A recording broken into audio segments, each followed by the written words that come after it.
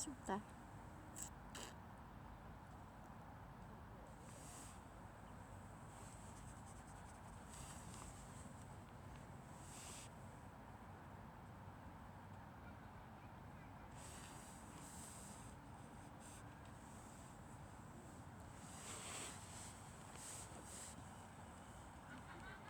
무슨 공원?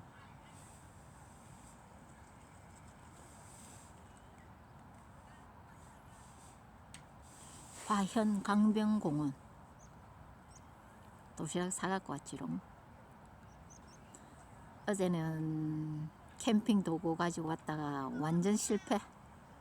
얼어 죽을 것 같아서 철수. 오늘은 도시락 사가지고 왔어요. 도시락 사가지고 지금 차 안에서 째게 꼬바가 도시락 데우고 있음. 지금은 차 한잔 데워왔지롱. 그리고 여기서 책도 읽고 귤도 먹고 놀 거예요. 야, 노을이 멋있네. 해는 다시고 없어. 해 있을 때 올려 했는데 해가 다셨네. 꼬무대다가 오늘 하루가 다 갔네. 근데 오늘 감성 램프로 불독 해보고 깔롱집 올게요. 안녕. 내 나이 70대 80대 70대 보자. 알겠죠? 지금 내 나이 62살 70대 보자. 땅.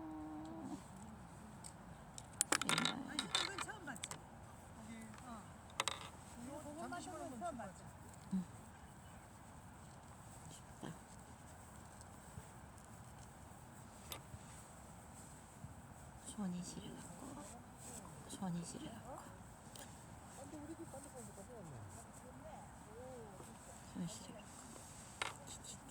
안녕. 인생은 60부터야. 인생은 60부터야. 앞으로 60년을 더 살아야 되는데 여태까지 살아온 60년은 워밍업. 지금부터 앞으로 60년을 내 인생을 살아야 하니까 잘 관리해서 살아야 되겠죠.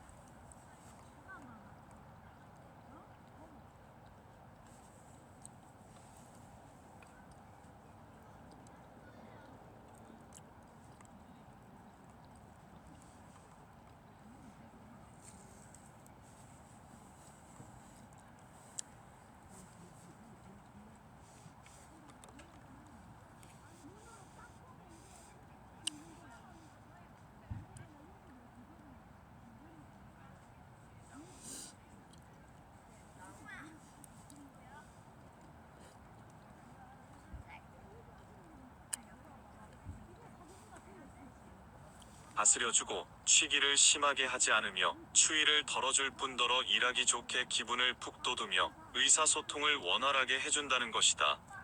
선조들은 막걸리를 마신 경험을 통해 이런 미덕을 발견했는데 과학적인 연구를 통해 밝혀진 바에 따르면 막걸리는 효능이 매우 뛰어난 술이기도 하다. 막걸리는 이른바 웰빙 음료의 대표 주자다. 특히 톡 쏘는 맛을 내는 유기산에는 장수 효과를 갖는 성분이 들어있다고 전해진다. 오늘 소개할 책은 막걸리 넌 누구냐와 전통 웰빙주 막걸리라는 두 권의 책입니다. 그럼 지금 바로 시작하겠습니다. 막걸리의 효능. 술을 마시면 일시적인 스트레스 해소에는 도움이 되나 알코올 도수가 높은 술을 지속적으로 과음하게 되면 지방간이 되기 쉽고 간경화증에 걸릴 위험이 많으며 때로는 위벽을 상하게 하여 궤양이 되기도 한다. 알코올 도수가 6에서 7% 정도의 막걸리는 적당량 마시면 신진대사를 원활히 해주며 피로회복에 좋다. 앞에서 언급한 바와 같이 막걸리에는 일반 주류와는 달리 상당량의 단백질과 당질이 들어있고 여러가지 비타민과 유기산, 유산균 등 생리활성 물질들이 많아 영양적으로 가치가 높다. 특히 생효모가 살아있는 생막걸리는 여러가지 영양물질과 더불어 특이한 맛과 향을 가지고 있다. 그러나 막걸리도 술이기 때문에 과음해서는 안 되며 다음에 제시하는 막걸리의 여러 효능은 적당량을 마셨을 때의 효능임을 기억하기 바란다. 첫째, 성인병 예방 효과. 일반적으로 술은 고혈압을 유발하고 간에 손상을 입히는 것으로 알려져 있는데 막걸리는 그 반대의 효과가 있다고 설명된다. 막걸리의 섭취량에 따라 차이는 있지만 고혈압 유도 요소를 저지하는 효과에서 막걸리는 고혈압 치료제와 비슷한 수준이라고 한다. 일반적으로 술은 독할수록 간에 부담을 주며 혈당치가 떨어져 혼수 상태에 빠지고 콜레스테롤 수치에 급격한 변화를 보여 고혈압 등 성인병을 유발한다고 알려진다. 그러나 막걸리는 일반 주류와는 달리 상당량의 단백질, 당질, 콜린, 비타민 B2를 포함하고 있어 성인병 예방 효과가 있다는 것이다. 둘째, 동맥경화증 예방 효과. 누룩에 많은 종류의 미생물이 증식해 다양한 생리 기능성 물질이 생기는 것은 자연스러운 일이다. 그런데 김아람 박사는 막걸리가 동맥경화증 유발에 관여하는 저밀도 지단백 콜레스테롤 함량을 감소시킨다고 발표했다. 이는 막걸리가 혈관 순환계 질환의 예방과 치료에 효과가 있다는 것과 같은 이야기다. 셋째, 항혈전 효과다. 한국인들의 심혈관계 질환이 급증하는데 막걸리 추출물을 투여하면 실험동물의 혈류 속도가 빨라지며 혈소판 응집도 감소된다는 연구 결과가 발표되었다. 이것은 막걸리에 강력한 항혈전 효과가 있다는 것을 의미한다. 넷째, 항고혈압 효과다. 김순미 박사는 탁주의 지게미의 식후 혈당 수준을 저하시키는 효과가 있다고 발표해 막걸리가 고혈압을 치료하는데 효능이 있음을 밝혀냈다. 또한 선천성 고혈압주의 혈압을 저하시킬 수 있다는 연구 결과도 얻었다. 이들 연구에서 주목할 점은 막걸리의 효능이 침전물인 지게미에 많이 포함되어 있다는 점이다. 다섯째, 항산화 효과다. 스트레스에 의한 퇴행성 질환과 대사 이상 질환 등이 사회적 문제로 대두되고 있는데 학자들은 그런 현상이 음식물의 과다 섭취로 생성되는 유해 활성산소와 자유라디칼과 관련이 있다고 추정한다. 즉 이들 물질이 노화뿐 아니라 노인성 질병의 주요 인자로 작용한다는 것이다. 이들 물질의 작용을 감소시키고 무독화할 수 있는 물질을 항산화 물질이라고 한다. 한국식품연구원의 하재호 박사는 항산화 작용을 하는 스퀄렌이 막걸리에 다량으로 포함되어 있음을 발견했다. 심해 상어의 간에서 추출되는 스퀄렌은 일반적으로 세균이나 암세포 등 우리에게 좋지 않은 성분을 억제한다고도 알려진다. 막걸리에 들어있는 스퀄렌은 포도주와 맥주보다 50에서 200배 많다. 또한 막걸리를 대상으로 각 주류들에 대한 항산화 활성을 비교한 결과 ABTS 라디컬 소거 활성은 위스키, 막걸리 조추출물, 정종, 소주 순으로 나타났고 동일 알코올 농도 6%를 기준으로 했을 때는 막걸리 조추출물, 위스키, 정종, 소주 순이었다.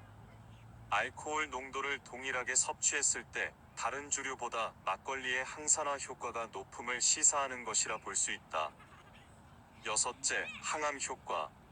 항암 효과는 누룩과 막걸리 모두에서 긍정적인 효과를 보이는데 이대용 박사는 누룩 성분이 암세포의 이동을 억제한다는 연구 결과를 오늘은 발표했으며 누룩도 항암 2023년 효과를 보인다고 보고했다. 12월 배송자 2일 교수는 간 손상이 있는 쥐에게 토요일입니다. 막걸리 농축액을 투여한 결과 정상치보다 낮은 혈중 콜레스테롤을 보이는 한편 혈중 중성지방 함량도 막걸리 농축액을 투여하자 내일은 정상치에 가깝게 나타났다고 말했다. 햇빛이 많을 때 그러면서 막걸리가 와야겠어요. 암 예방과 암세포 증식 억제, 간 손상 치료, 갱년기 장애 해소 등에 탁월한 효과가 있다고 발표했다. 막걸리 농축액을 암세포에 가했을 경우 3.2배의 높은 암 예방 효과가 있었으며 60% 정도의 암세포 증식 억제 효과를 보였다는 것이다. 한국식품연구원의 하재호 박사는 막걸리에서 항암물질인 파네졸 성분을 세계 최초로 발견했다고 밝혔다. 파네졸은 과실주의 중요한 향기 성분으로 미량으로도 항암, 항종양 성질을 갖고 있다고 알려진다.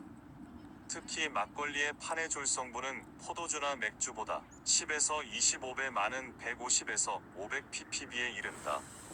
또한 하제오 박사는 판해졸이 2개 붙으면 스퀄렌이 된다는 것을 발견해 판해졸이 항암 효과를 나타낼 수 있는 근거도 밝혔다. 판해졸은 레몬그라스, 발삼, 네롤리, 장미 등 주로 허브에 함유된 향기 성분으로 향을 내기 위해 향수, 스킨케어 제품, 담배 등에 첨가된다. 일부 곤충엔 페로몬, 수컷을 유도하는 성분으로 작용해 천연 살충제로도 활용된다. 물론 막걸리가 항암 효과의 만병통치약은 아니다. 우선 각종 식품에는 수천 가지의 파이토케미컬이 있는데 판해졸은 그중 하나다. 서울 성모병원 김경수 교수는 수많은 파이토케미컬 중 하나인 판해졸이 많이 있다고 항암 효과가 높다고 주장하는 것은 지나치다고 지적했다. 일곱째, 다이어트 효과다. 막걸리는 보통 쌀과 밀로 만들어진다. 이 때문에 술 안에 미발효된 쌀이나 밀 성분이 남아있어 한 사발만 마셔도 속이 든든해진다. 소주에는 칼로리만 있고 영양 성분이 없지만 막걸리에는 칼로리 외에도 단백질, 아미노산, 유산균, 효모 등의 영양 성분이 들어있어 얼마간 영양의 균형을 맞출 수 있다. 바로 이 영양 성분이 막걸리 다이어트를 가능하게 하는 핵심 사항이다. 일반적으로 알코올이 들어가면 우리 몸은 먼저 알코올을 분해하기 시작한다. 알코올이 들어가면 체지방이 쌓인다는 말을 많이 하는데 이는 체지방을 분해하는 인자들이 알코올을 먼저 분해하다 보니 벌어지는 일이다. 그런데 막걸리에는 특별한 성분이 있다. 필수 아미노산에 속하는 트립토판과 메티오닌 성분으로 이들은 지방 축적을 억제하는 기능을 가지고 있다. 이래저래 막걸리 다이어트가 각광을 받을 수밖에 없는 이유들인 셈이다. 하지만 막걸리 다이어트를 한다고 매일 저녁 막걸리를 마시는 것은 좋지 않다. 알코올을 규칙적으로 섭취하면 호르몬 변화가 일어나 오히려 비정상적으로 지방을 축적할 수 있기 때문이다. 이 때문에 막걸리 다이어트를 할 때는 반드시 달리기나 수영 등의 유산소 운동을 병행해야 한다. 여덟째, 피로 완화 효과. 막걸리에 함유된 성분 중 피로 완화를 돕는 물질은 주로 적당량의 알코올과 유기산이며 아미노산인 메티오닌과 알라닌 그리고 비타민으로는 비타민 B1, B2 및 B6 등이 있다. 적당량의 알코올은 인체의 신진대사를 원활히 하여 혈액순환을 돕고 신체 활동력을 증가시킨다. 막걸리에 들어있는 6에서 7%의 알코올은 각종 소화액 분비를 촉진하여 위장의 소화와 섭취 능력을 향상시키므로 소화제 역할을 하기도 한다. 우리 몸은 피로물질이 쌓이면 피부가 거칠어지고 기미와 주근깨 등이 쉽게 생성된다. 이러한 피로물질 제거에 도움을 주는 것이 주로 유기산들이다. 막걸리의 유기산 중에는 유산이 제일 많고 주석산과 구연산, 사과산, 호박산 및 피루부산 등이 포함되어 있다. 이 유기산들은 포도당 신생 합성 과정에 참여하여 포도당 생성을 도와 에너지를 발생시키고 우리 몸의 피로물질이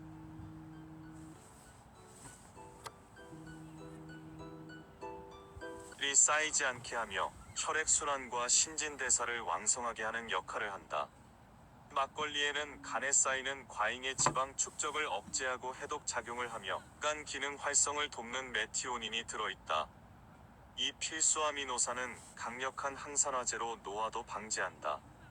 막걸리에 들어있는 알라닌은 일반적으로 알라닌 회로를 통하여 즉시 글리코겐으로 전환됨으로써 간 기능 회복에 도움을 주기도 한다. 비타민 B1은 몸속의 산소 흐름을 원활하게 하므로 정신적, 육체적 피로 완화에도 도움이 된다.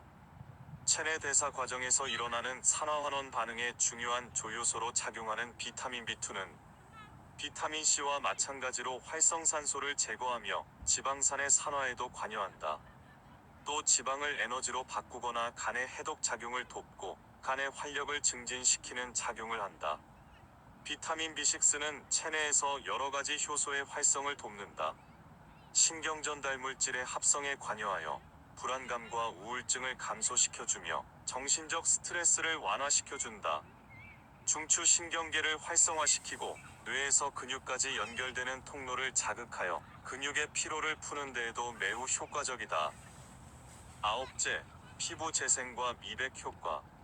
피부가 촉촉하고 부드러운 상태를 유지하기 위해서는 피부 표피에 항상 적절한 양의 수분이 있어야 한다. 피부에 탄력을 주는 효소를 활성화시키는 것은 주로 아미노산이다. 막걸리에 함유된 아미노산 중 라이신과 메티오닌, 그리고 히스티딘은 피부 표피에 탄력을 주며 또 비타민 B2와 B6는 피부 재생과 미백을 돕는다. 막걸리에 적당량 들어있는 라이신은 인체의 성장과 뼈의 발달을 돕는 필수 아미노산이며 상처 회복과 콜라겐 대사에 관여한다. 흔히 콜라겐 대사가 부진해지면 주름이 생기고 피부도 노화되기 쉬운데 라이신은 피부의 조직 형성과 복구에 도움을 주고 피부 탄력과 재생을 도와준다. 메티오닌은 간 기능의 활성화를 도와 기미, 주근깨 등 피부의 흑점 생성을 억제한다. 또 모낭과 머리카락의 성장을 증진시켜주기도 한다.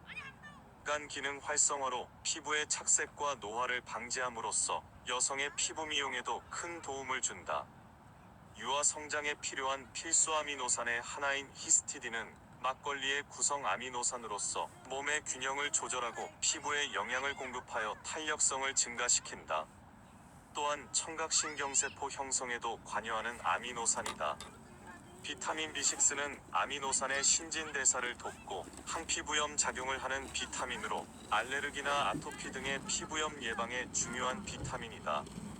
공해 물질에 노출된 피부를 보호하며 몸속 노폐물을 제거하고 피부의 피로를 줄이는 역할도 한다. 열째, 시력 증진 효과. 막걸리에 함유된 성분 중 시력의 개선을 돕는 물질은 주로 필수 아미노산인 페니랄라닌과 비타민 B2 등이다.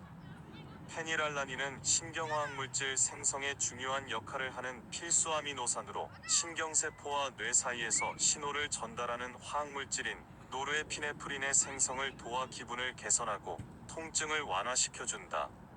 막걸리에는 이 아미노산이 적당량 함유되어 있으며 카페인과 유사하게 두뇌를 자극하며 특히 기억력과 시력 개선을 돕는다고 알려져 있다.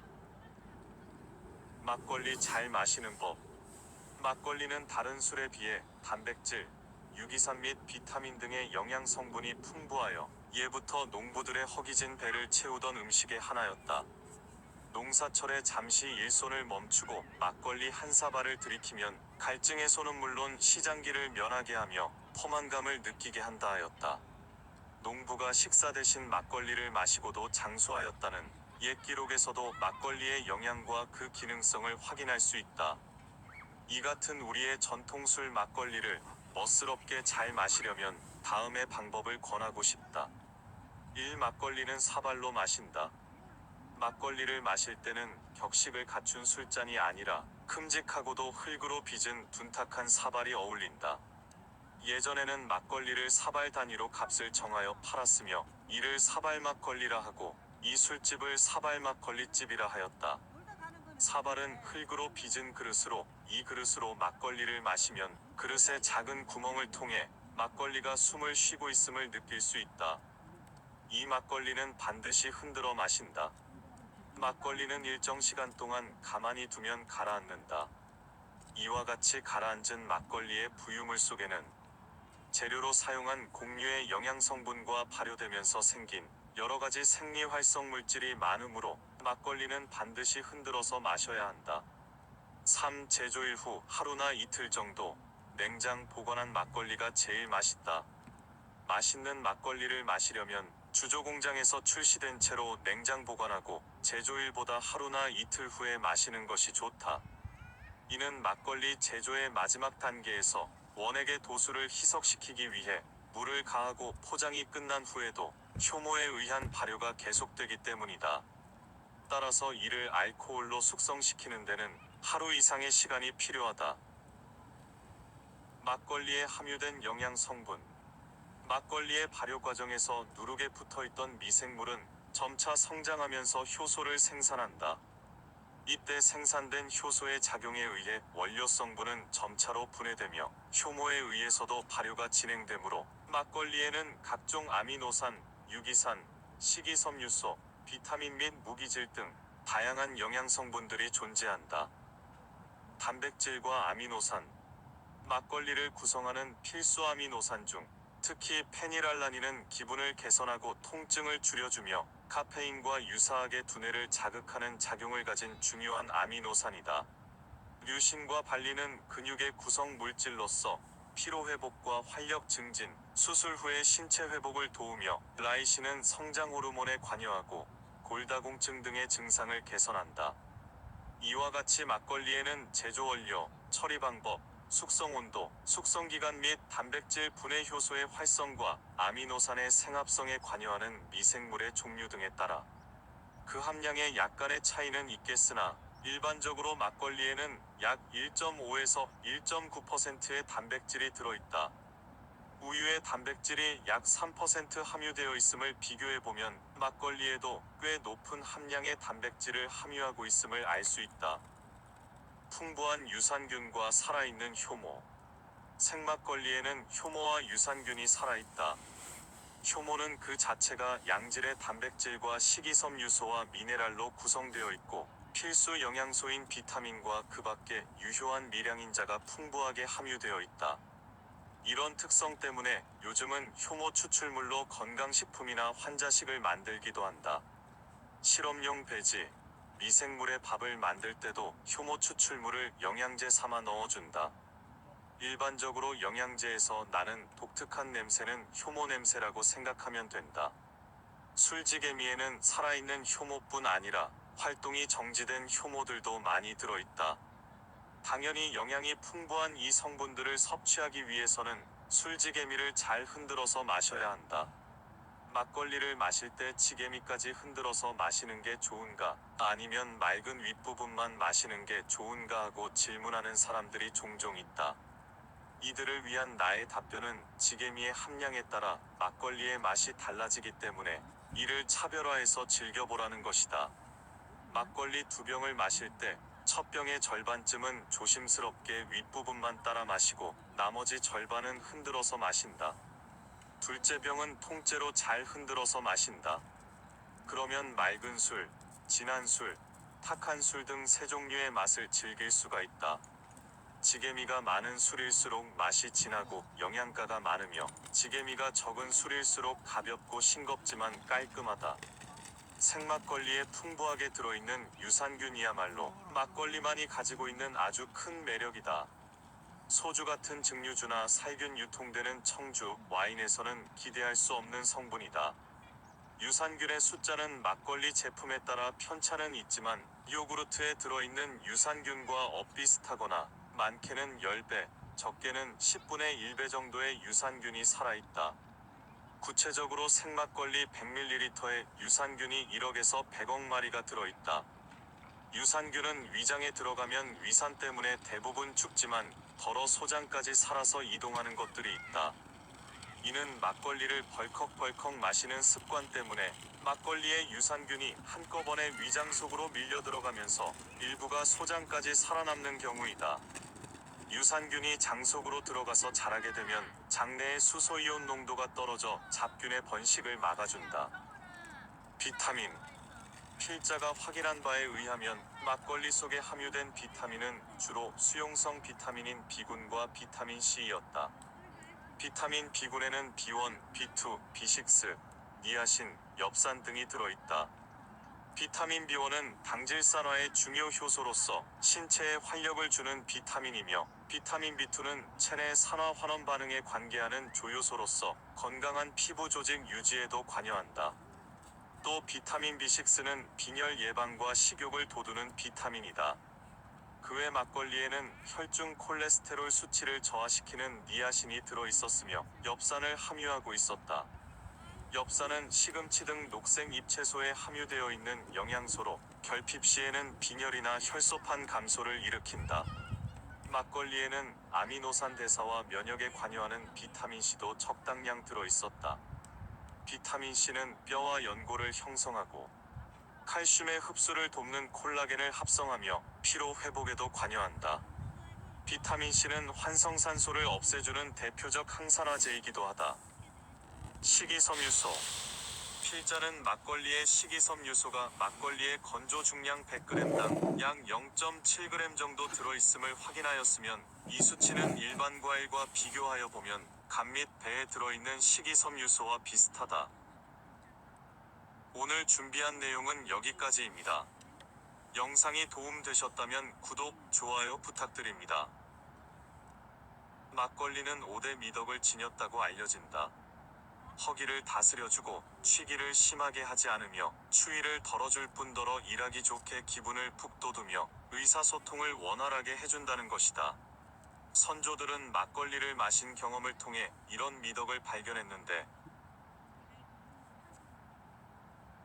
과학적인 연구를 통해 밝혀진 바에 따르면 막걸리는 효능이 매우 뛰어난 술이기도 하다. 막걸리는 이른바 웰빙 음료의 대표 주자다. 특히 톡 쏘는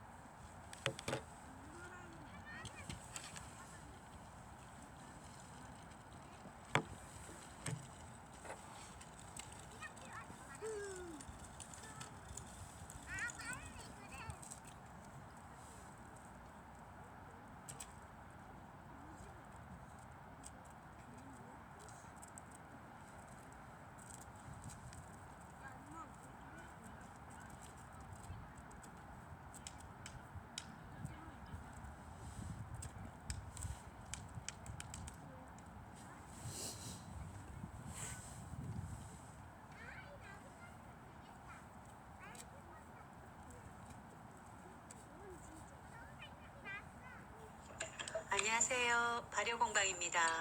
오늘은 누구나 쉽게 만들어 먹을 수 있는 막걸리를 만들어 보도록 하겠습니다.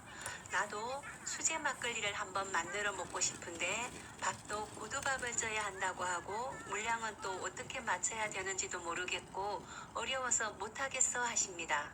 어려워하시지 말고 일단 누룩을 사고 한번 만들어 보는 겁니다. 누룩만 있으면 막걸리 만들기는 누구나 할 수 있으니까요.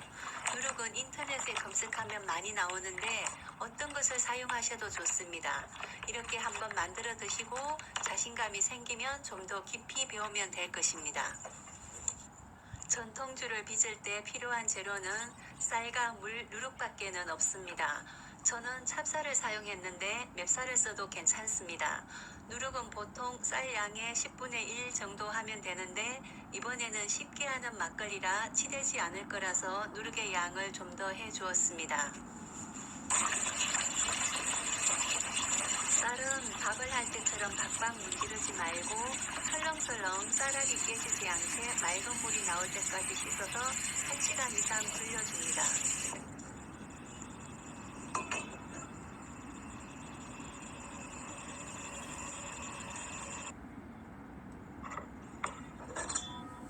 처음 하시는 분들은 고두밥을 찌는 것도 어려우니 전기밥솥에 밥을 해보겠습니다.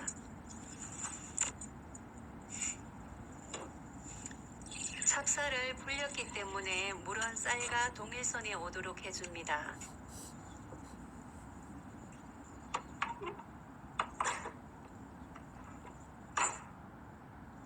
압력으로 하면 밥이 너무 찐득거려 일반 캐속으로 하여 밥을 해주었습니다.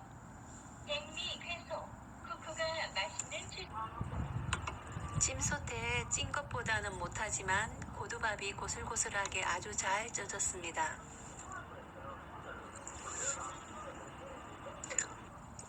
고두밥이 다 되었으니 채반에 펼쳐놓고 싸늘하게 식혀주도록 합니다.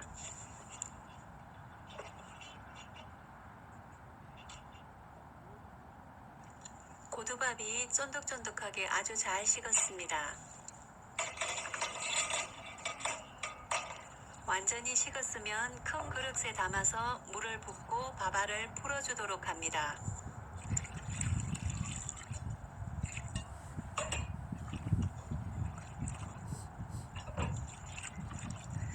이렇게 밥에 물을 말아서 실온에 두면 상해버리겠지만 여기에 누룩을 넣어주면 누룩 속 효모, 효소, 각종 미생물들이 전분을 분해하고 아주 맛있는 술을 만들어줍니다.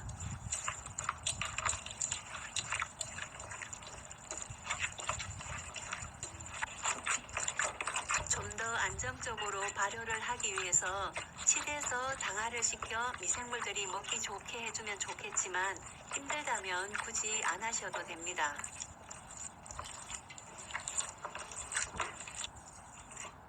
술이 끓으면서 손가락 한 마디 정도는 올라가니 적당한 용기에 담아주고 가장자리는 잘 닫고 물이 직접 떨어지지 않도록 면보를 씌우고 뚜껑은 슬쩍 닫아서 따뜻한 곳에 두도록 합니다.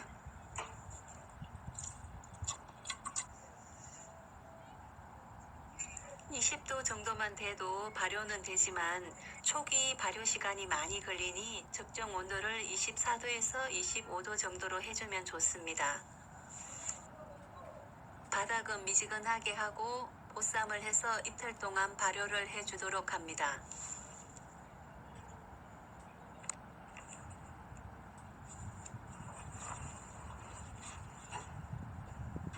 처음에는 밥 상태지만 하루가 지나면 많이 묽어지고 부드러워집니다.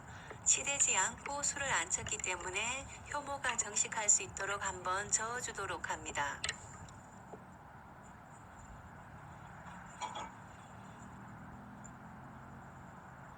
이틀째가 되니 층이 분리가 되고 술이 발효가 잘 되고 있습니다.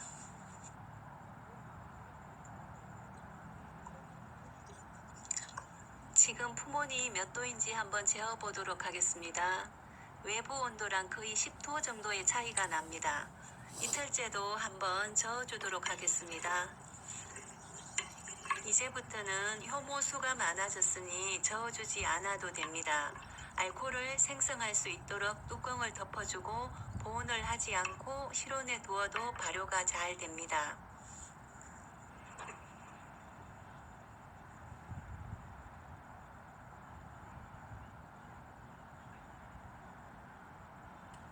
(10일째) 되니 윗막지도 거의 가라앉아서 맑은 윗술이 보입니다.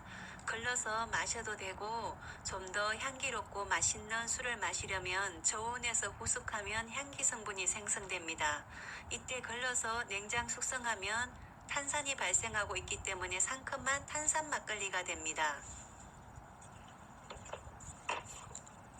좀 더 후숙하면 더 맛있는 술이 되겠지만 오늘 10일째 술을 걸러보도록 하겠습니다. 술을 그릴 때는 시아망을 사용하면 술이 잘 빠져나옵니다. 술을 그릴 때 깍깍 눌러 짜지 말고 말랑말랑한 풍선을 주무르듯 조물조물해서 짜주도록 합니다. 이렇게 전기밥솥에 밥을 해서 술을 해보았습니다. 처음 접하시는 분들은 어렵게 술을 하려고 하지 마시고 일단 전기밥솥으로 고두밥을 하고 식힌 다음 누룩을 섞어 치대서 따뜻한 곳에 둬보세요. 아주 맛있는 술이 될 것입니다. 그리고 자신감이 생기면 깊이 배우고 2양주, 3양주를 해보면 우리 술의 매력에 빠질 것입니다. 감사합니다.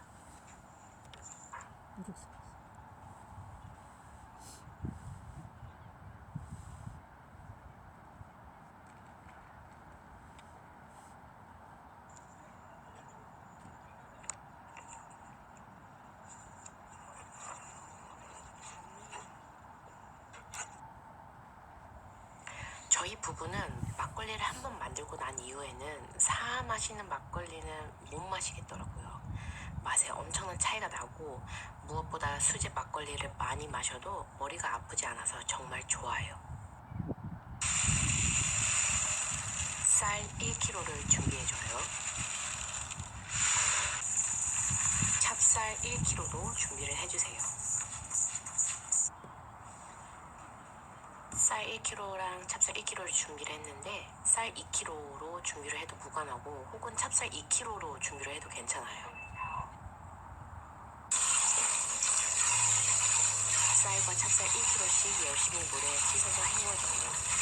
최소 6회 이상 서로 물 받고 열심히 씻어주시면 물이 맑게 변해요. 그러면은 전분이 많이 없어진 상태예요. 참고로 저는 쌀과 찹쌀을 따로 씻었어요. 그러면은 밥솥이 한 번에 감당할 수 있는 양이 1kg 정도까지여가지고 저는 2번 취사 버튼을 눌렀어요.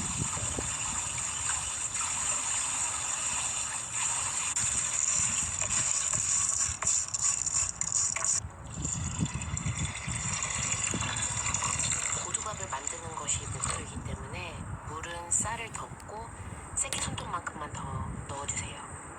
그리고 백미 일반으로 취사해주면 돼요.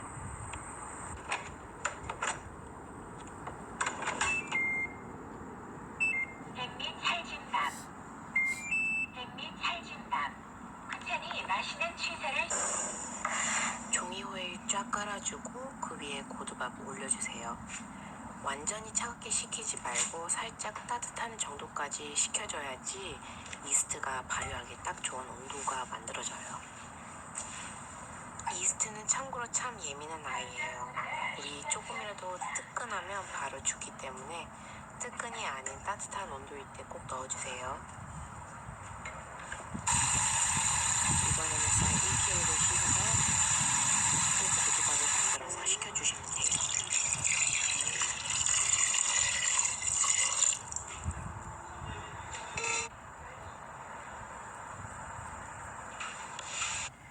저는 육아를 하다 보니까 알쓰리 되었어요.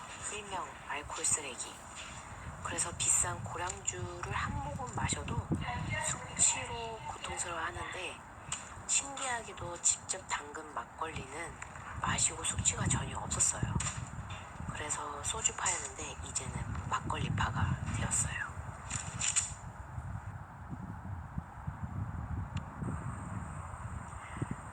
막걸리 담을 때 굳이 항아리 필요 없고요. 그냥 유리 용기나 플라스틱 사용을 해도 전혀 상관이 없어요. 물을 500g을 준비해주세요. 누룩 500g이랑 물 3.8리터에서 한 1리터 정도를 부어서 누룩을 30분간 불려주세요. 누룩이 불면은 손으로 만졌을 때 잘 부셔져요. 그러면 열심히 손으로 누룩을 부셔주시고 덩어리진 부분이 없어질 때까지 부셔주시면 누룩 준비는 끝나요. 이스트 5g을 준비해 주시는데 저는 배신할 때 쓰는 인스턴트 이스트를 사용했어요. 누룩을 주문하면 이스트도 함께 오기 때문에 그 이스트 사용하셔도 돼요. 이스트 넣어주시고 식힌 쌀과 찹쌀도 함께 넣어주세요.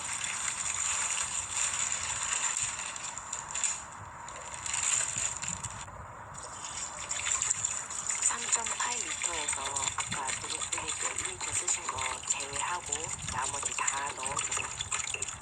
잘 섞어주시고 어느 정도 섞이면은 한 10분가량 열심히 치대주시면 돼요. 자, 치대면서 숙성 기간에 대해서 제가 설명을 해드릴게요. 여름에는 약 만 5일째 거르는 것이 좋고 가을이나 겨울에 만들 때는 만 6일째 거르는 것이 통상적이나 집의 온도에 따라서 달라져요. 집안 온도가 높은데 너무 오래 실온에 숙성하면 과발효되어서 시큼해질 수 있고 반면에 너무 짧게 실온에 두고 지기미를 걸으면은 발효가 충분히 되지 않아서 나중에 탄산이 안 찰 수가 있어요. 효모가 숨을 쉬고 발효해야 되기 때문에 천소재로 이 부분을 덮어주는데 벌레가 꼬일 수 있기 때문에 조심해주세요. 만든 다음날 아침에 보니 밥알이 다 떠있어요. 그리고 가스가 발생해서 주걱으로 섞을 때마다 기포가 올라오고 터지는 소리를 들을 수 있어요. 숙성 첫날이니 아침 저녁으로 주걱으로 섞어주세요.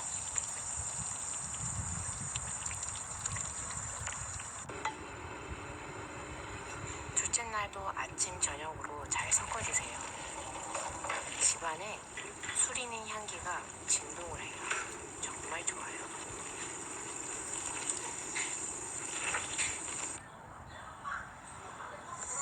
셋째 날 날부터는 하루에 한 번씩만 섞어주시면 돼요.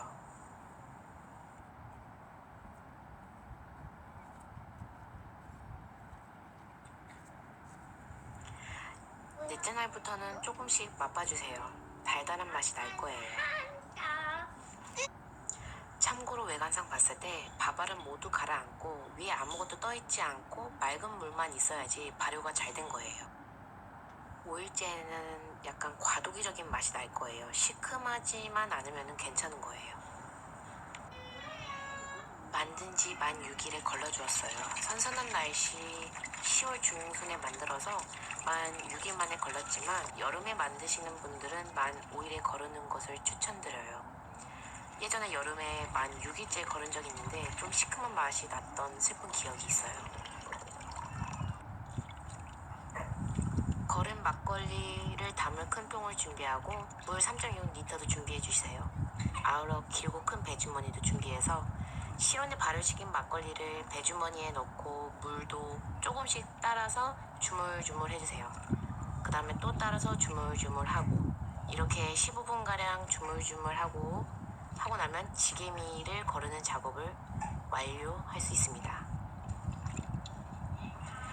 처음에 실온 발효할 때 물을 3.8리터 정도 사용했는데 이렇게 희석시킬 때는 동량 혹은 이보다 적게 넣어야지 막걸리가 싱거워지지 않아요. 저희는 물 3.6리터를 사용했는데 최종적으로 시판 막걸리보다 살짝 도수가 높았어요. 참고로 홈메이드 막걸리의 장점에 대해서 제가 다시 한번 말씀드리자면 인위적인 단맛이 없고 정말 고소하고 깔끔해요. 쌀과 찹쌀 그리고 누룩이 주는 당으로 깊고 고소한 막걸리를 맛볼 수 있어요. 왜 막걸리가 안진뱅이 술인지 알 수 있게 될 거예요. 희석된 막걸리를 깔때기를 사용해서 페트병에 부어주세요. 담을 때마다 잘 섞어서 부어줘야지 가라앉는 내용물들이 균등히 들어가요. 2리터짜리 5병과 500리터짜리 1개면 대강 다 담을 수 있어요. 담을 때 끝까지 채우면 탄산이 생기면서 터질 수 있으니까 윗부분은 조금 남겨주시고 담아주세요. 여기서 끝이 아니에요. 냉장고에서 약 3일에서 4일 저온 숙성시켜주시면 탄산이 차요. PT병을 눌렀을 때 탄산이 차서 단단해지면 그때부터 마시면 돼요. 유통기한은 탄산이 꽉 찬 시점으로부터 2주는 거뜬한 것 같아요.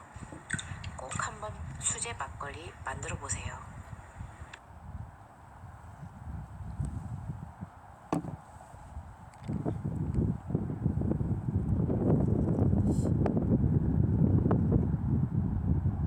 작은 키이든 통통한 몸매이든 직장에 다니든 학교에 다니든 이 외투는 언제나 입을 수 있고 10년이 지나도 여전히 유행입니다. 고품질 양모로 제작되어 부드럽고 편안하며 겨울 내내 따뜻함을 느낄 수 있습니다. 여유로운 실루엣으로 우리 몸의 단점을 가려줘 약간의 살이 있거나 배에 지방이 있다 하더라도 쉽게 가리고 시각 안녕하세요. 술 만드는 전통주 소믈리에 술 읽는 집입니다. 입에 머금은 채 잊고 싶을 뿐 삼키기에 아깝다. 조선시대 실학자 서유구가 지은 백과사전인 임원 16지에는 삼키기 아까운 술이라고 해서 석탄주로 불리는 술이 등장합니다. 도대체 얼마나 맛있으면 삼키기 아깝다고 했을까요? 그래서 한번 직접 만들어 봤습니다. 자, 만드는 방법은 뒤에 자세히 설명하고 제가 일단 맛을 좀 설명을 드릴게요. 자, 이 술은 향이 좋기로 유명한데 정말 그렇습니다. 상큼한 사과향도 나고 싱그러운 배향기도 납니다. 좋은 술에는 과일향이 나는데 저온 발효, 저온 숙성을 시켰더니 정말 좋은 향이 납니다. 자, 맛은 달달하면서 아주 싱그러운 그런 과일 주스를 먹는 맛입니다. 자, 저희 아내도 마셔보더니 제가 지금까지 만든 술 중에 손가락 안에 꼽을 만큼 맛있다고 하네요. 자, 그럼 한번 만들어 보겠습니다. 만드는 과정이 생각보다 어렵지 않습니다. 사실 쉬운 편에 속하는 술인데요. 여러분들께서도 직접 한번 집에서 쉽게 만들어 보시면 좋겠습니다. 자, 필요한 재료는 쌀가루 250g, 물 1.25리터, 누룩 100g, 찹쌀 1kg입니다. 자, 5리터 정도의 발효통도 필요합니다.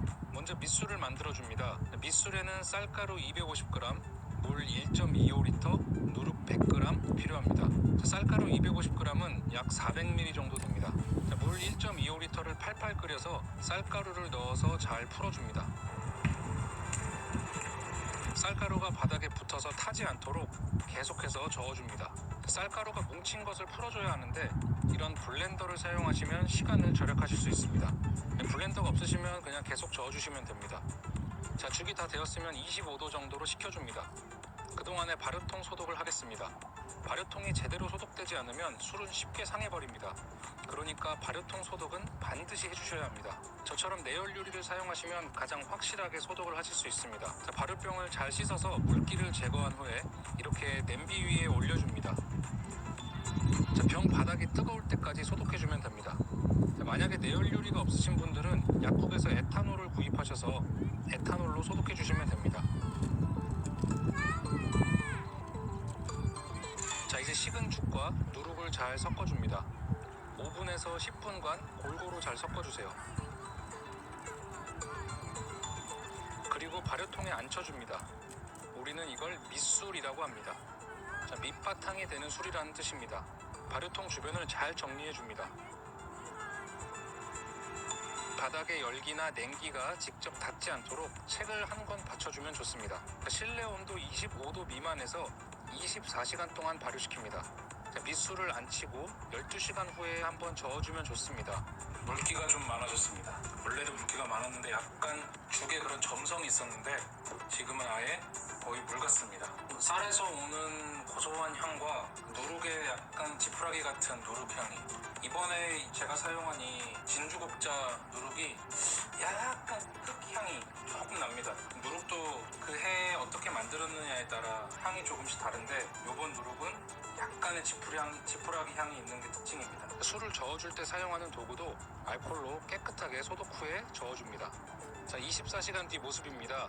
이렇게 표면이 깨끗하고 발효가 잘 일어나고 술이 끓고 있거나 끓은 자국이 보이면 덧술을 진행하면 됩니다. 자, 덧술에는 찹쌀 1kg으로 고두밥을 찌는 과정이 필요합니다. 찹쌀 1kg을 물을 바꿔가면서 맑은 물이 뜰 때까지 씻어줍니다. 그리고 최소 2시간 깨끗한 물에서 불려줍니다. 저는 전날 밤에 불려놓고 다음날 아침에 고두밥을 만들었습니다. 불린 쌀은 물을 버리고 깨끗한 물로 3번에서 4번 정도 헹궈줍니다.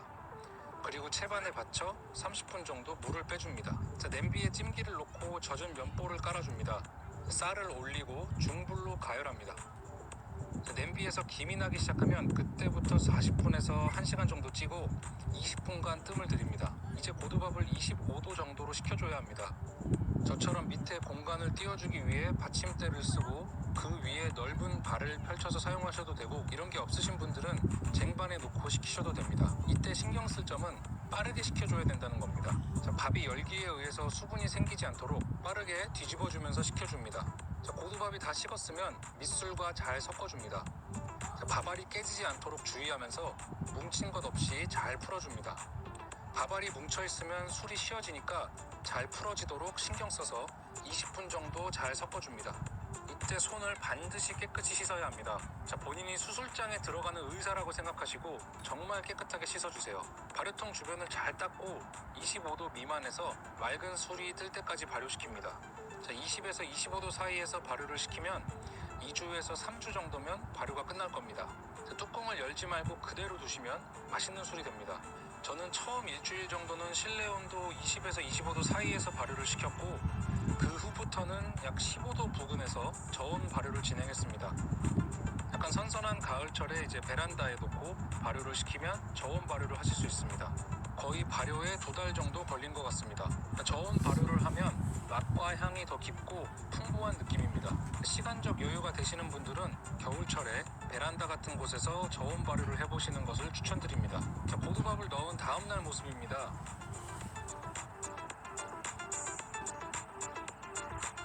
밥알이 물을 흡수해서 뻑뻑한 모습입니다. 이렇다고 하더라도 따로 저어줄 필요 없이 하루에서 이틀 정도만 두시면 이렇게 물기가 생기는 모습을 볼 수 있습니다. 이걸 없애주기 위해서 잠깐 열어줘도 되지만 나는 열어주지 않는 걸 선호하기 때문에 별다른 이상의 술에 이상이 없으면 그대로 두는 겁니다. 발효시킨 지 3주 정도 된 모습입니다. 아까 보이던 층이 다 사라지고 술이 거의 위까지 차올랐습니다. 여기에 스테인리스로 된 거름망을 박아서 맑은 술을 떠보겠습니다. 스테인리스 거름망을 술떡 깊숙이 넣고 일주일 정도 발효를 시켜주면 이 안에 맑은 술이 고이게 됩니다. 이것만 잘 뜨면 이게 청주가 되겠습니다. 뭐야? 사과 맛나? 진짜 맛있어. 누룽냄새 하나도 안 나고. 와 진짜 맛있다. 이런 거름망이 없으면 그냥 이 과정은 생략하고 발효가 끝난 술을 걸른 후에 냉장 숙성을 시키시면 이렇게 층이 생깁니다. 이 위에 것만 떠내도 결국 똑같습니다. 사실 이게 조금 더 편한 방식입니다. 자, 거름망을 박은 지 10일 정도 되었습니다. 처음보다 많이 맑아졌죠? 자, 맑은 부분을 잘 떠서 청주로 마시겠습니다. 완전히 투명한 술을 원하신다면 병입을 하고 한 2주 정도 냉장고에 두시면 지게미가 완전히 가라앉으면서 맑은 술을 드실 수 있습니다. 밑에 남은 술은 탁주라고 부릅니다. 청주는 750ml 병 한 병 정도가 나왔고 탁주는 1리터가 나왔습니다. 탁주를 그냥 드셔도 되고 여기에 맛을 봐가면서 물을 섞어서 막걸리로 드시면 됩니다. 처음에는 탁주에 20% 정도만 물을 넣고 맛을 보신 다음에 좀 더 부드러운 맛을 원하면 20% 정도 더 넣는 방법으로 물을 타시면 됩니다. 자, 물을 타고 냉장 숙성을 시키면 맛이 훨씬 깊고 풍부하게 올라옵니다. 자, 술을 걸르자마자 바로 드시는 것보다 냉장고에 한 달 정도 숙성해서 드셔보시는 것을 추천드립니다. 자, 그러면 왜 이 술이 삼키기 아깝다고 하는지 알게 되실 겁니다. 자, 오늘 영상 즐겁게 보셨다면 좋아요와 구독 꼭 부탁드립니다. 저는 더 맛있는 레시피로 찾아오겠습니다. 지금까지 술 만드는 전통주 소믈리에 술 있는 집이었습니다. 안녕. 그럼 본격적으로 막걸리를 만들어보자. 먼저 맵쌀 150ml를 준비한다. 쌀을 한 방향으로 돌려가며 맑은 물이 뜰 때까지 씻는다. 1시간 정도 물에 담궈놓는다. 다음으로 찹쌀 500ml를 준비한다. 그리고 마찬가지로 쌀을 맑은 물에 뜰 때까지 씻는다. 물에 3시간 담궈놓는다. 누룩은 볕이 잘 들고 바람이 잘 통하는 곳에 두어 잡내를 제거한다. 누룩 65ml를 계량한다. 너무 정확하지 않아도 된다. 스펀지처럼 부드럽고 쌀쌀해진 날씨에 스마트한 서울 엄마들이 이 통구 하이탑을 신었습니다. 이 신발은 정말 피로를 풀어주고 온몸을 편안하게 해줍니다. 아치형 버팀목은 다리의 뒤틀림을 보정해 다리 모양을 잡아주고 매일 걷는 것만으로 곧고 긴 다리를 가질 수 있도록 설계됐습니다. 4cm 키 높이의 하이웨스트 디자인으로 날씬하고 다리가 길어 보이며 고품질 소가죽으로 편안한 통풍으로 발이 덥거나 냄새가 나지 않습니다. 우팔 넓이와 엄지손가락 바깥쪽으로 뒤집어서 신어도 아프지 않고 착용감이 좋으며 밑창이 부드럽고 신축성이 있어 하루 종일 걸어도 지치지 않습니다. 이태리 디자이너 대표작. 출시되자마자 불티나게 팔리고 수량이 한정되어 있고 50% 오프. 3가지 색상 선택 가능. 두 번째 더블은 더 할인되니 이른 시간에 구매하세요.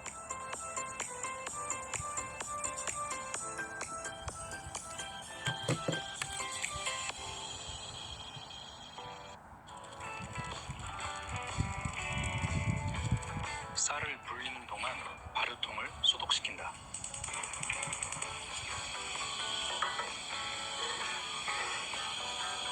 이때 불이 너무 세지 않도록 조심해야 된다.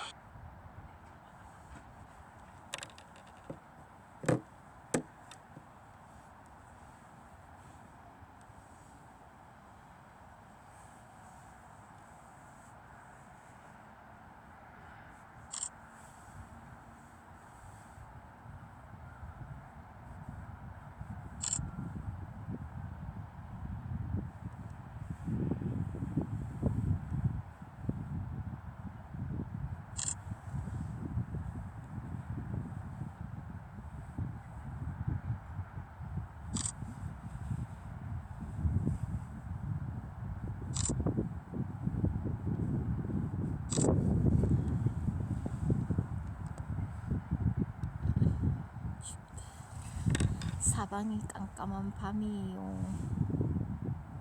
지금 12월 2일 5시 40분인데 주위가 전부 다 어두워요. 불빛 감성 램프 켜고 즐기고 있어요. 감성 램프 짠짠짠 짠짠짠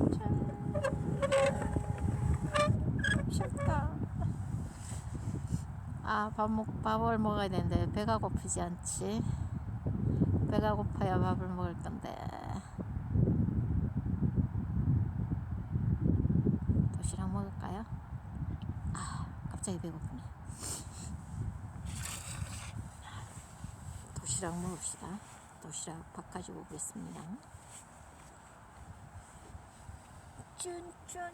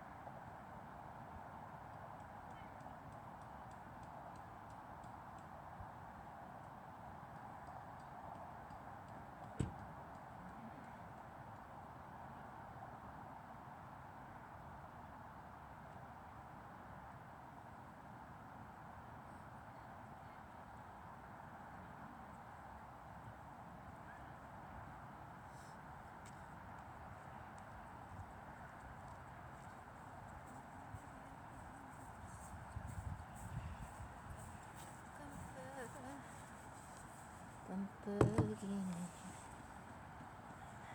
해표를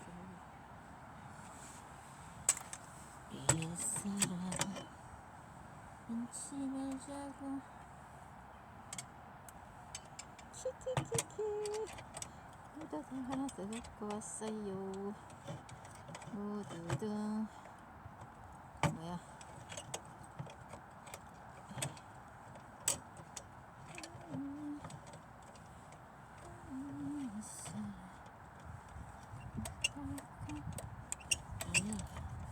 이러지 마라. 자, 무드등 하나 더 갖고 왔어요. 어떻게 할까요? 이렇게 기타 여기 넣고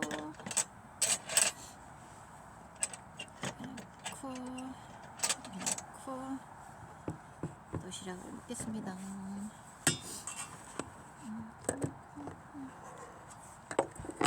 그기는 하늘에 별을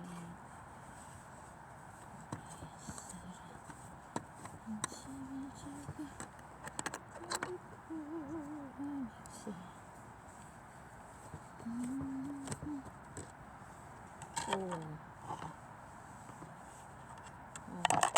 따뜻한데.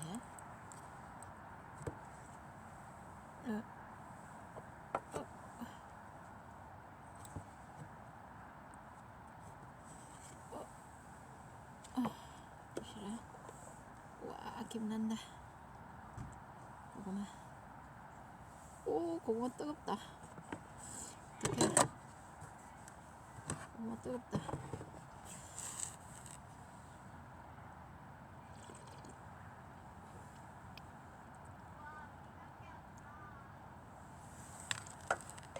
미쳤다.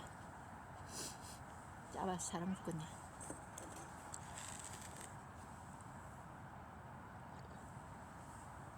와, 이건 소태다. 내가 왜 이랬지? 소태다, 소태.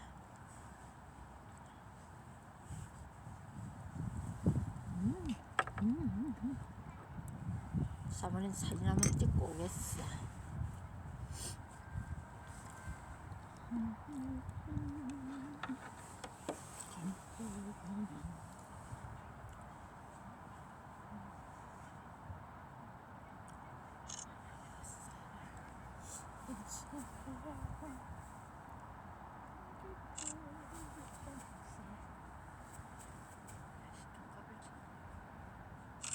도시락 싸왔어, 도시락. 도시락 싸왔어요.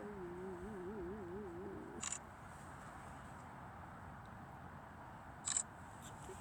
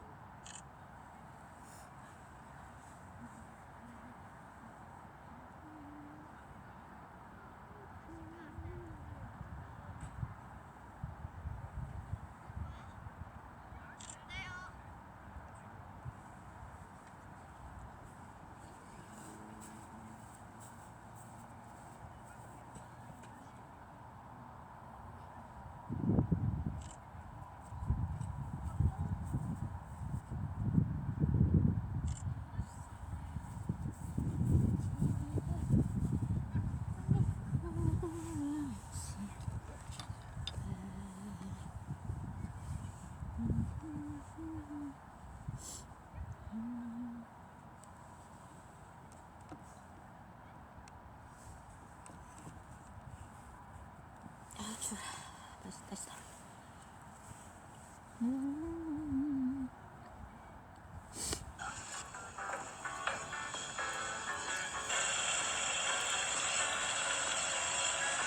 바닥이 뜨거울 때까지 소독한다.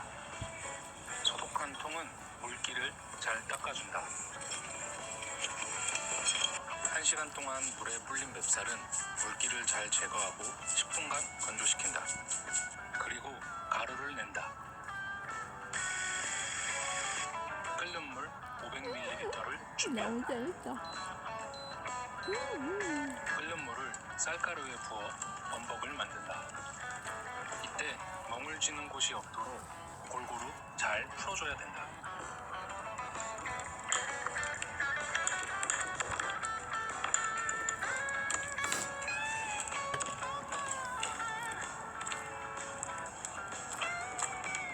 완성된 범벅을 차게 식힌다. 식힐 때는 이런 방법을 쓰면 빨리 식힐 수 있다.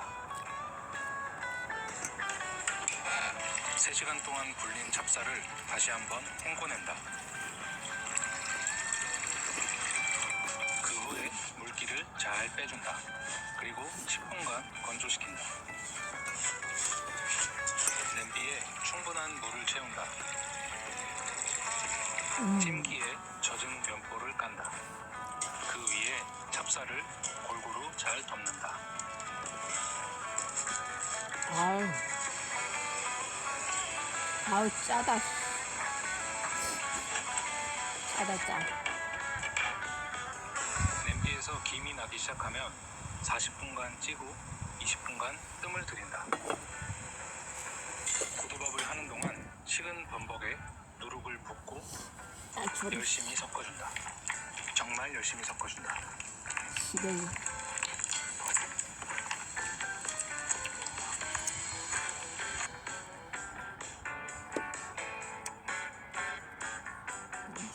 다 된 고두밥을 바람이 통할 만한 곳에 펼쳐 잘 식혀준다. 골고루 펼쳐가며 부채질도 해가며 최대한 빠르게 식혀주는 것이 포인트다.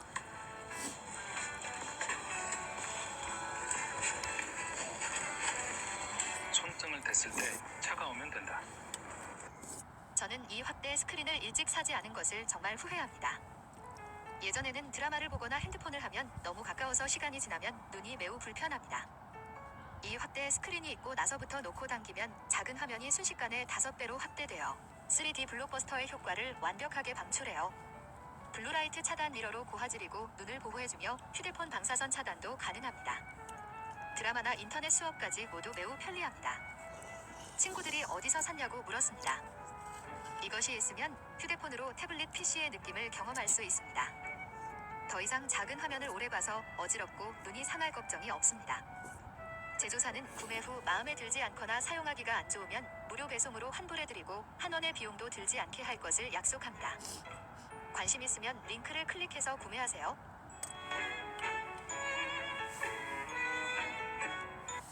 아까 섞어놓은 범벅과 누룩에 고두밥을 투입한다. 그리고 손을 깨끗이 씻고 정말 열심히 섞어준다.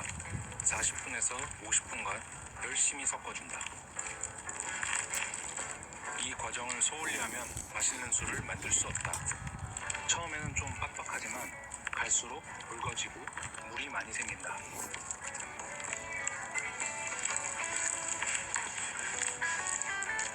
이제 소독한 발효통에 잘 옮겨 담는다.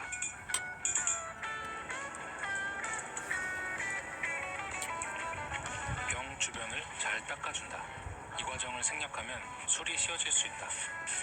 벌레가 꼬이지 않게 키친타올을 대고 뚜껑을 닫았다. 머리를 세워줄지 내려줄지 미쳤다. 고민하다가 그냥 내려주기로 했다. 너무 짜다. 발효통 소태다, 바닥에 소태. 책을 받치고 소태다, 소태. 21도에서 22도 사이에서 발효했다.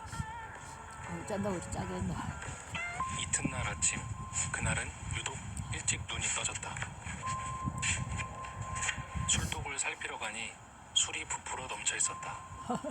다른 병을 재빨리 소독해서 술을 나눠 담았다. 이산화탄소가 활발하게 분출되는 소리를 들을 수 있다.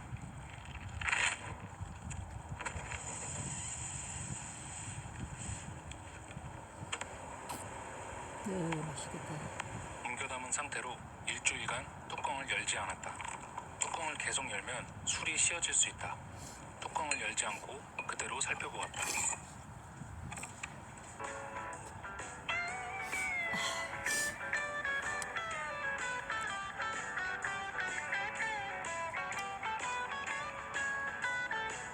술을 빚은 지 정확히 8일 뒤 술을 걸러주었다.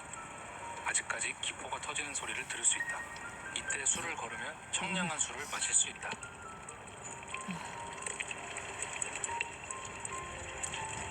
나는 술을 걸릴 때 샤주머니를 사용한다. 정말 편하다.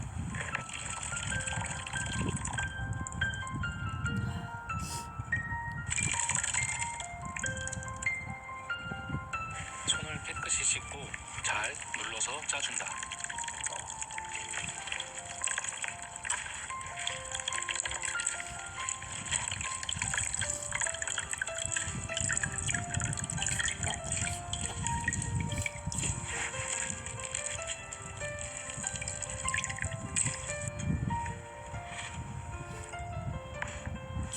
지게미는 이 정도가 나았다. 나는 술을 만든 지게미를 따로 모아놓는데 이걸로 뭘 할지 아직도 고민 중이다. 솔직히 맛을 보고 물을 섞으려 했는데 도수가 그렇게 세지 않아서 따로 물을 섞지 않았다.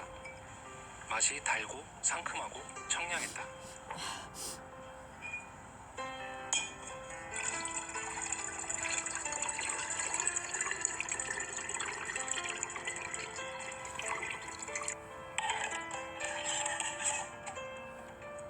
문득 술이 얼마나 막걸리 나왔는지 만들어 먹어야 돼. 궁금했다.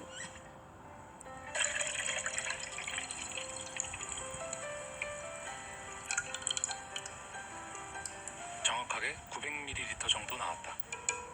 시지 않고 청량하고 상큼한 막걸리가 완성되었다. 나이 70까지 안녕하세요. 원하는 거 수육집입니다. 자, 오늘은 고두밥을 이루어 빠르게 그러면서도 낸다. 확실하게 이루어내보자. 찌는 방법을 알려드릴게요. 파이팅! 자, 기존에 제가 소개시켜드렸던 정훈식, 방법과는 파이팅! 다른 방법입니다. 자, 오늘 소개해드릴 방법은 저도 계속 70. 공부를 하면서 최근에 그러면 터득한 방법입니다. 뭔가가 만들어져 있을 것 같은데 궁금하네. 70대 이 영상을 꼭 보고 자, 먼저 싶다. 쌀을 깨끗하게 씻고 두세 시간 불리고 30분 정훈식 건조시키는 파이팅! 과정은 똑같습니다. 자, 기존 방법은 찜기에 쌀을 한 번에 올리고 뚜껑을 닫고 김이 나면 그때부터 오늘은 40분간 찌고 20분간 첫 뜸을 들였습니다. 야외에서 이렇게 해도 고두밥은 잘 되는데 감성. 대신 시간이 오래 걸리는 단점이 있습니다. 자, 감성 그럼 더 빠르게 캠핑은 아니고 고두밥을 찌는 방법을 감성. 살펴보겠습니다. 자, 찜기 위에 젖은 놀이를 연보를 깔고 불을 올립니다. 자, 이제 해봤습니다. 물이 끓고 수증기가 올라오기 시작하면 그 위에 쌀을 한 겹 얇게 펼쳐줍니다. 자, 특히 가생이에 남는 공간이 없도록 쌀을 잘 펼쳐줍니다. 자, 그 상태에서 조금 지켜보다 보면 쌀이 투명하게 익어가는 곳이 보입니다. 여기에 쌀을 한 국자 올려줍니다. 자, 그러면 아마 다른 쪽으로 수증기가 이동하면서 다른 쪽에서 쌀이 익어가는 것이 또 관찰이 될 겁니다. 그럼 여기에 다시 한번 한 국자 쌀을 올려줍니다. 자, 이런 식으로 쌀이 익어가는 곳에 구간 쌀을 한 국자씩 계속해서 올려줍니다. 그렇게 남은 쌀을 모두 올려주고 뚜껑을 닫으면 그걸로 끝입니다. 자, 이 상태에서 20분간만 쪄주면 아주 훌륭한 고두밥이 완성됩니다. 자, 기존의 방법은 거의 1시간이 필요한데 이 방법은 20분이면 끝나니까 시간을 많이 절약할 수 있습니다. 어때요? 참 쉽죠? 자, 기억하셨다가 다음번에 고두밥 찔 때 꼭 활용해보세요. 자, 아직 좋아요랑 구독 버튼 안 누르셨으면 좋아요와 구독 꼭 눌러주시고요. 저는 더욱 재밌고 유익한 막걸리 레시피로 찾아오겠습니다. 그럼 안녕. 안녕. 물 1.2리터를 준비합니다. 따뜻해. 따뜻해. 누룩 100ml를 준비합니다. 물과 누룩을 섞어줍니다. 우리는 이걸 수곡이라고 부릅니다. 물에 누룩을 담궈두어 누룩을 활성화시켜주는 작업입니다. 뚜껑을 덮고 7시간 동안 둡니다. 찹쌀 1.2리터를 준비합니다. 철수하자. 살살 소금이 돌려가면서 50도 안 되네. 맑은 물이 뜰 때까지 씻어줍니다.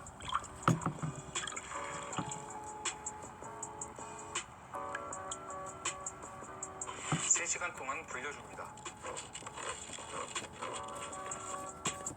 여러분, 대상자가 대폭 확대됐습니다. 혹시 나이 제한 때문에 무료로 코딩 공부 못하셨나요?